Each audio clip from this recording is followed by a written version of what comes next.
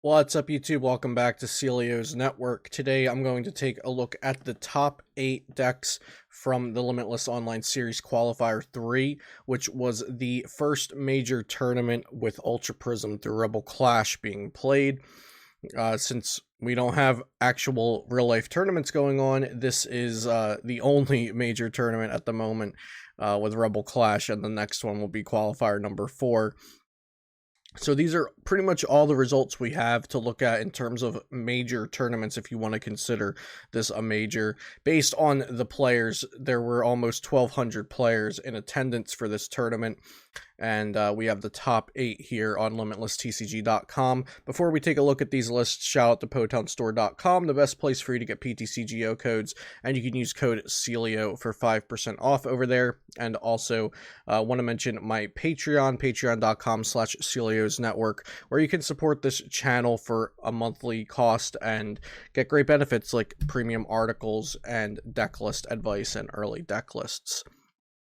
So let's take a look at all of these decks. There were 4 Pikarom, 2 Dragapult, 1 Mill Control, whatever you want to call it, and then 1 Baby Blacephalon, with Pikarom getting both first and second.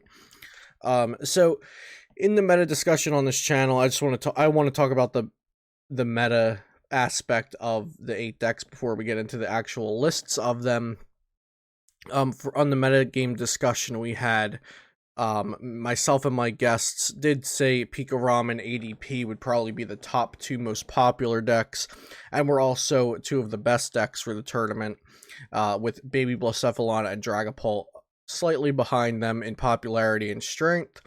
And we mentioned, Mill probably had fallen off a good bit, but would probably still see play. I think my guests were a little bit more skeptical of Mill than I was, as related to its success and popularity.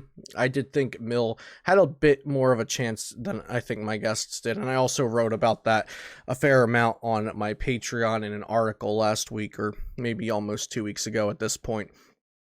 The most surprising thing about this top 8 of the qualifier is that there are no ADP Zacian decks, or no Zacian decks and no ADP decks of any sort in the top 8. Of course, the Chinchino deck does use Zacian as a bit of a supplemental draw support in the early turns when you're just passing, or any turn when you're just leaving a doll active. But there's no attacking Zacian and no ADP decks, no ADPZ decks in the top 8, which I think is a big surprise to a lot of people. I definitely expected at least 1 to make it in there, but a lot of it comes down to variance. There were ADPZ decks in day 2. There were ADPZ decks that were in, top 32, top 64, I think, and top 16. So they still did fairly well. They just didn't break the border into top 8. And Pikarom was a very popular deck for top 8, with half of the top 8 being Pikarom. And I think a couple weeks ago we wouldn't have expected that, but in the past week or so, Pikarom started popping up at the smaller online tournaments, a lot more on ladder, more in articles, more people holding Pikarom in higher regard. So now let's take a look at the lists. We'll start out with number 8, which is Dragapult VMAX, played by Haruki from Japan.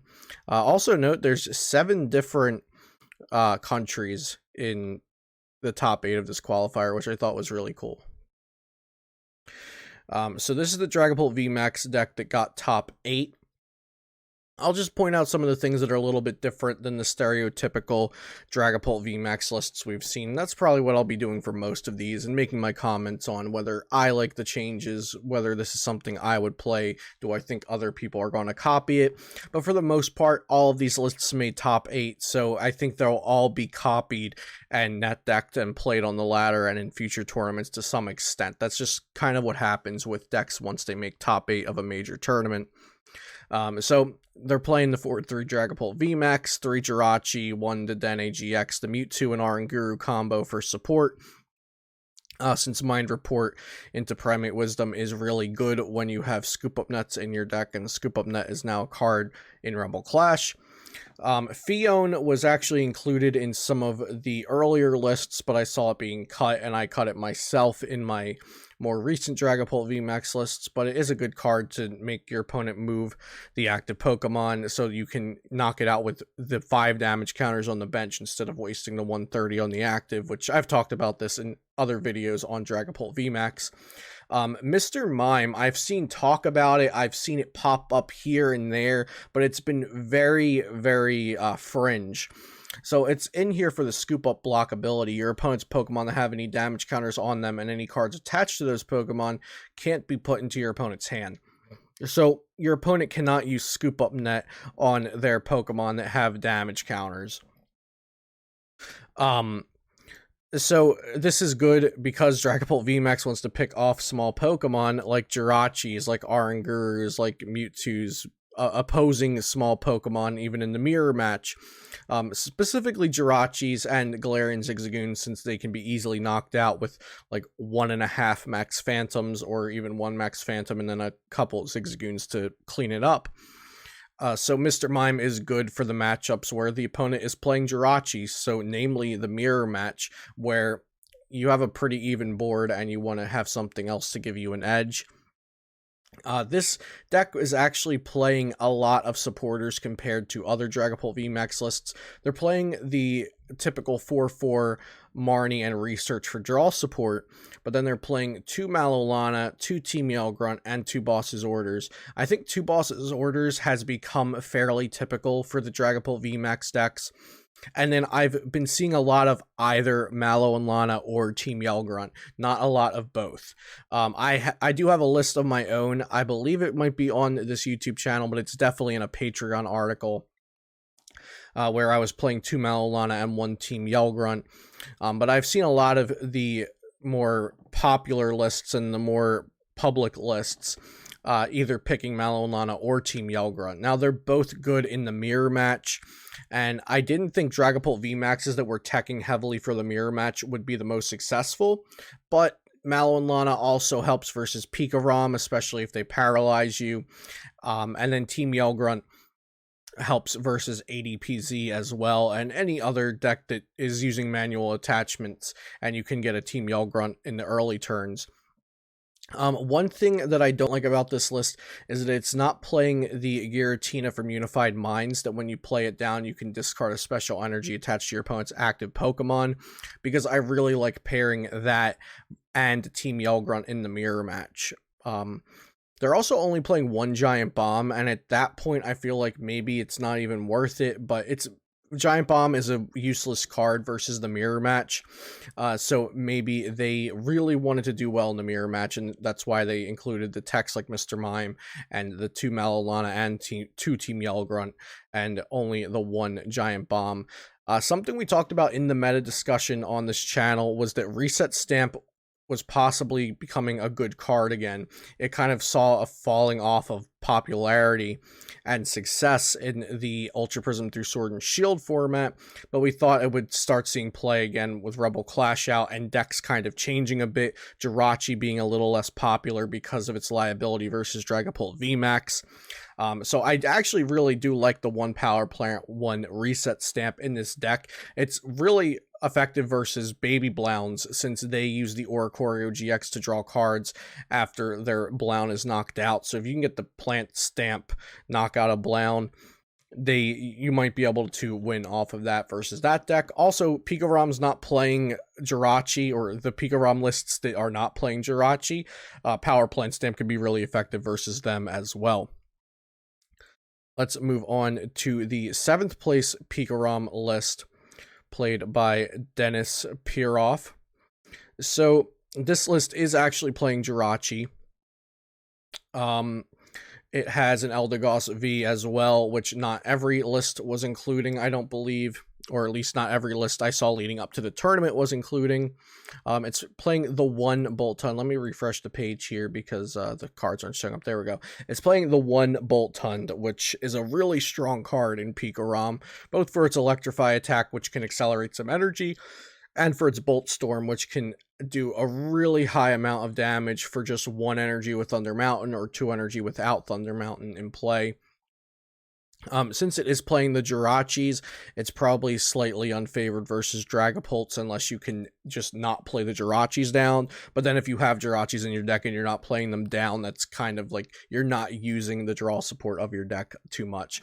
And it's also only playing 2 Dedenne instead of the 3 Dedenne, which the no Jirachi decks, I believe, are typically playing. The supporter lineup here is actually kind of interesting. 3 Volkner, 2 Boss's Order, and then 2 Research and 2 Marnie. Instead of, I usually see like 4 Research, 3 Volkner, or 4 Volkner, 3 Research, but they are playing the Marnies in here as well, just acknowledging the power of Marnie, making your opponent brick sometimes when it's too early for a reset stamp or you can't find them. They're playing 1 Great Catcher, 2 Boss's Order, and I think the 2 Boss's Order is probably fine if you're playing the Eldegoss V, which can get it back, but Pikarom is a deck that likes to dump cards a lot with the Researches and the Dedennes. But like I said, this list is a little different. They're only playing 2 Dedenne and 2 Research, so I don't think they're dumping cards as much with this list, which might be why they're able to cut back on the resources a bit. So only playing 2 Energy Switch, only playing 1 Great Catcher, 2 Boss's Order, only playing 1 Big Charm. So if it's in your hand, and you don't have a Pokemon you want to attach it to, sometimes in other variants you have to dump your hand with the Dene or Research, but maybe in this list you can use a Marnie, or you can use a Volkner, or you can use Jirachi to find a Pokemon to attach it to. So cutting back a little bit on the resources, but having a little bit more conservative draw power than some other Pikarom variants. Next we have Lider Iverson, I believe the name is, in 6th place with Pika, and this list is a little bit more akin to what I was testing later in the week. So it is playing 1 Jirachi, which is pretty interesting, just having the 1 Jirachi, I guess, as backup so you don't get hurt by Stamp Plant. It's playing 3 Dedenne GX and 2 Boltund. I think Boltund is just a really powerful card, like I was saying with the last list. I underestimated this card myself, but Bolt Storm is actually really, really great. So if you can full blitz and get 3 more energy on the board and get an energy on your Boltund, you're hitting like 210 plus on turn 2 or 3, and you're swinging in with a 2 prize Pokemon, keeping your tag team safe, which is really important in a lot of matchups to force that prize trade of 3 prizes plus 2 prizes plus 3 prizes. This list is a little bit more, like I was saying, also with the supporter counts, they're playing 3 Boss's Order at 1 Great Catcher, which is more what I expect to see in Pikarom lists, but they've actually cut down on supporters a bit here. They're only playing 3 Research, 2 Volkner, no Marnie, and then 1 Malolana. Now, I do think the 1 Malolana's, I think its power or its accessibility is definitely lower when you're not playing tag calls in the list, which this list is not playing tag call, but they do have the 1 Jirachi and the 1 Eldegoss V. Now, the 1 Jirachi and the 1 Malolana, I don't see a lot of interaction between, because Malolana is good versus Dragapult, and versus Dragapult you're not going to want to be playing down your Jirachi anyway, so it's mostly I think the Malolana is a little bit more accessible because of your Eldegoss V, but I still am not a huge fan of Malolana in lists in Pikarom lists that are not playing tag call. Other than that, they are playing 2 Energy Switch, 1 Tag Switch. We'll see in a lot of lists just 3 Energy Switch because it's more universal than the Tag Switch. And other than that, I don't see anything too crazy to point out here. There's a lot of Pikarom lists to look at in top 8, so I think we'll see a little bit of everything. Next, we have the 5th place Baby Blounds list piloted by Alexis Hormazabal, I believe. The names are a little tricky. A lot of players from a lot of different countries here, so we'll just say Alexis. So this Baby Blounds list, something interesting here is they are playing the Mewtwo. Got to refresh for the images again. They are playing the Mewtwo with Mind Report and the 4 Scoop Up Nets. But I've actually expected to see Boss's Order, just 1 Boss's Order in the lists playing the Mewtwo Scoop Up Net engine, and there is no boss's order, and there is no great catcher as well. So they're playing 0 gust effects, but of course they are playing the Cramorant V with spit shot that can do 160 to one of your opponent's benched Pokemon, so you can just clean something up, namely a Dedenne, usually with Cramorant V. So in lieu of the gust effects, you still have the Cramorant V, which can just snipe a Dedenne easily. But I do think Cramorant V might have a little bit less use with Pikarom being so hyped, and potentially more decks teching in a Mew for the Pikarom. It could also work against the Cramorant V. They're also playing Galarian Zigzagoon since they're playing Scoop Up Net, which I actually saw several players doing this, and I think this was a really cool inclusion that not everybody did. But this can definitely help you reach some awkward numbers and not have to discard an entire fire energy to do 50 more damage when you really only need to do 10 or 20 more damage. So you have the Galarian Zigzagoons and the Scoop Up Nets. Other than that, I do like seeing Beastbringer still in the list. Some players were testing cutting that, but I think you definitely want to keep Beastbringer in this format since ADP and Pikarom are very, very popular decks. Stadium Nav, I have to say I'm not a fan of. I'd rather just see a Giant Hearth in its place, I think. So a Heat Factory, an Ultra Space, and a Giant Hearth. But I have seen players kind of split down the middle on whether or not to include the Stadium Nav. So I guess that's just a preference call. Other than that, fairly solid Baby Blounds list. I wouldn't be surprised if this is like the stereotypical Baby Blounds you see floating around. Next, we have what has been labeled Cinccino Control. It's really a Cinccino mill with a lot of emphasis on control. So you still have all of the mill stuff. You still have the Belelba. You still have the Lieutenant Surge. But you also have some control package happening here. Now, this is something I talked about a lot on Patreon in my article for Q3 meta, is that I was testing 4 Crushing Hammer, 3 Yell Grunt Cinccino mill. This is 4 Yell Grunt, 4 Crushing Hammer. And I was also testing the same counts of energy disruption in Magcargo mill, or sleep mill, whatever you want to call it. So I think the control aspects with the 4 Yell Grunt, 4 Crushing Hammer, and they're also playing the Sky Pillar, which is another thing I've been talking about. That's really intuitive for the Dragapult meta, or even if you don't want to call it the Dragapult meta, since Dragapult wasn't the most popular deck, it wasn't the most successful deck, but a meta with Dragapult in it, and definitely as a tier 1 deck that had a fair amount of hype surrounding it, even though Pika kind of overdid it with the hype in the days leading up to the Q3. I think it's really intuitive to add the heavy energy denial and the 2 Sky Pillar, so you can counter Dragapult VMAX with that. Because the Dragapult VMAX variants that are not playing Malamar, they have to attach 1 energy manually every turn. So if you can just keep their energy off, they're doing a max of 60 damage. They can attach an energy Swing Shred for 60, and then you just Yell Grunt or Crushing Hammer again next turn. So I really like that. Another thing in this deck that is control-y is they're playing Articuno GX with Cold Crush, as opposed to the Magcargo GX and the Mewtwo and Mew to copy the Magcargo GX. So they're playing Cold Crush to control the board, as opposed to Magcargo GX to mill the opponent even faster, which is an option that I really like. I think this was kind of for Pikarom, so if they set up a Tag Bolt, you can just Cold Crush them. So I think this was a really cool inclusion, but I'm not sure if it's better than including the Magcargo GX for milling them faster and getting to the win quicker before your opponent can do something about it.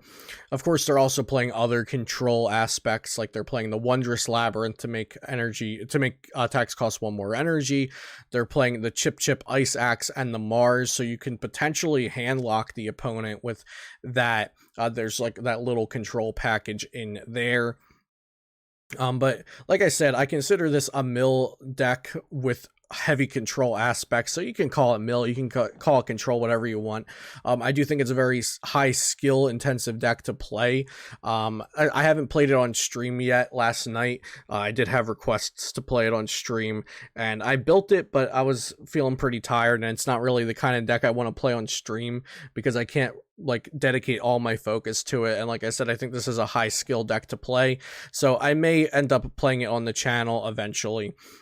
just to try it out and see how it does in the meta against the ladder decks and whatnot. Get a feel for the deck, see if it's really more mill, more control. But I'm saying that because I don't think this is a deck that everybody will copy, because it can easily just turn into a pile of cards if not played correctly, in my opinion. But the mill and control players, I do think, may be trying this one out. Next, we have James with Dragapult in top 4, placing 3rd. And this one has some different things going on as well. So in this one, we've got the Mr. Mime again. Let me refresh the page. We've got the Mr. Mime scoop up block again. So something very interesting. Both top 8 Dragapult VMAX lists played this Mr. Mime from Team Up with the scoop up block. I did not expect that. If you would have asked me if Mr. Mime would be in the top 8 Dragapult VMAX lists, I would have said probably not. It doesn't seem like it gets enough value. Well, I would have been wrong if you asked me that, because Mr. Mime was in both of the top 8 lists. Also in here is Mimikyu with Shadowbox. So this can actually be strong versus Pika because it turns off Zeraora GX, which gives all their Pokemon free retreat. And of course, this can also be powerful versus Mewtwo and Mew tag team, but Dragapult VMAX generally has a good matchup versus Mewtwo and Mew tag team anyway. This does, however, counter the Jirachi GX, which stops weakness on your psychic Pokemon, so Dragapult VMAX can still hit the Mewtwo and Mew tag team for weakness if you have Shadowbox stopping the Jirachi GX. This list is playing the Dimension Breach Tina, which I mentioned the other list was not, and I do like this card in the deck, although this list now is not playing Team Yell Grunt, which I like to combo with Tina. So they were each playing a version of Energy Denial, but this one is not playing the Yell Grunts. This list is actually playing 2 Galarian Zigzagoon and decided it was so important to play 2, which I think that's pretty solid. It's a best of 1 tournament, and Galarian Zigzagoon can help in most matches, so making sure it's not prized, I guess, is valuable. I'm just not sure if it's worth the second card slot. Another thing to note is this list was playing 2 Chaotic Swell, potentially just to disrupt the opponent with like their Thunder Mountain, also potentially to prevent Sky Pillars from coming into play, and any decks choosing to play Sky Pillar to stop the bench damage counters from Dragapult VMAX. One last thing I'll mention in this list is that they're playing 3 Giant Bomb, whereas the other one played 1. 3 Giant Bomb has been the typical count, so this is more something I would have expected to see in the popular and successful Dragapult VMAX lists. Next, we've got 2 Pikas in the top 2 in the finals. So this list is not playing any Jirachi. They're playing 3 Dedenne. They're also playing 2 Boltund, which is kind of what I've been working with and what I think is really, really good. They are playing a Tapu Koko V as well, in addition to the Boltund V. So I'm kind of surprised to see the Tapu Koko V and 2 Boltund V. I didn't think you needed that many Lightning V attackers in the deck. Now, Tapu Koko V, of course, is very good. It can swing 200 for 3 energy, which the other Pokemon do not do without using a GX attack. It also has free retreat, which is really nice. But like I said, I'm not sure if it's worth the space when you have 2 Boltund V already, but this list did get second, so what do I know? I'm a little skeptical of using 3 slots for your 2 prize V attackers. This list is playing 2 Big Charm, which is something I prefer. I like to have the extra Big Charm because adding that HP is really, really valuable, especially if you played 1 down and your opponent uses their Tool Scrapper. You can just go ahead and replace it, and then they don't have any more Tool Scrappers left, because most decks run either 0 or 1. Other than that, I don't think there's much else to note. They're playing 4 Volkner, 4 Research, 2 Bosses Order, a pretty standard supporter lineup. I think I am a little bit more of a fan of 3 Bosses Order, just because, like I've said, Pika likes to dump their hand a lot. You play 3 Dedenne GX, you play 4 Research in this list. I prefer 3 Bosses Order, 1 Great Catcher, but it's not that big of a difference. Sometimes you just want to go for the bit of a more high variance list and say, you know what, I just hope I don't have to dump my Boss's Orders turn 1. And if I do, I play an Eldegoss V so I can get 1 back later on. They're playing 3 Energy Switch and 1 Tag Switch. Just one more thing to note. So 4 energy switching cards in total there in the second place list. And now we have the big one, Kim from Italy. the winner with Pikarom. So this list is actually a little bit more similar with the Pokemon and energy lineup to the Stefan Ivanov list that he shared on Twitter, which is the list that I have kind of taken a liking to. They are playing a bit of a tag call package here, though, with the 2 tag call, 1 Malolana, 1 Guzmahala. Now, I think tag call Pika, I forget when I mentioned this, but tag call Pika was the preferred archetype, or the archetype people were thinking would be popular when Sword and Shield was first coming out, because in the Big Japan tournament, the winner of the tournament, or the Pikas in top 8, were playing the tag call. We're playing the tag call variant. And then it kind of lost steam. It didn't ever really get popular again after that. It wasn't that successful after that. And the tag call variant kind of came back, and I think it's because of the value that Mallow and Lana gives you, and also because of speed energy, which Guzma and Hala can search. So now Guzma and Hala can get you, it can get you your stadium, which is very important in Pika. It can get you your big charm, which isn't that important on turn 1.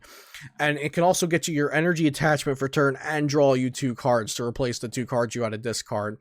So because of Speed Lightning Energy, Guzma and Hala got so much more value. And because of Dragapult being a very strong deck, Mallow and Lana got a lot of value. So that's kind of why I think the tag call version was able to be so successful. And that's why I think some players are favoring the tag call variant of Pika. Other than that, not too much to note. They are playing the Resetting Whole Mars Shadow to get rid of Chaotic Swell.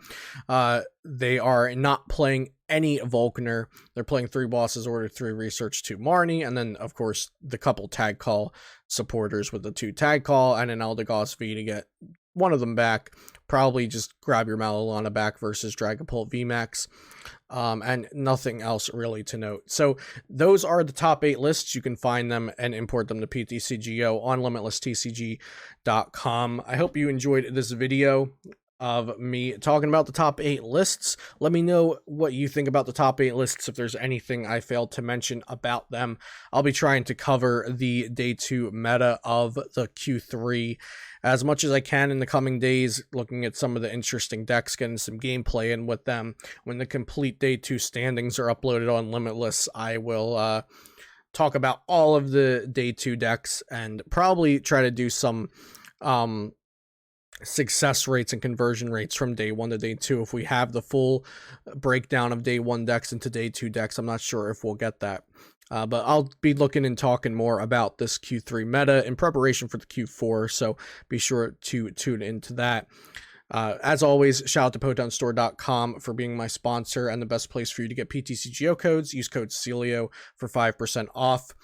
And subscribe to the channel if you enjoyed the video and you would like to see more content like this in the future. I'll see you next time here on Celio's Network.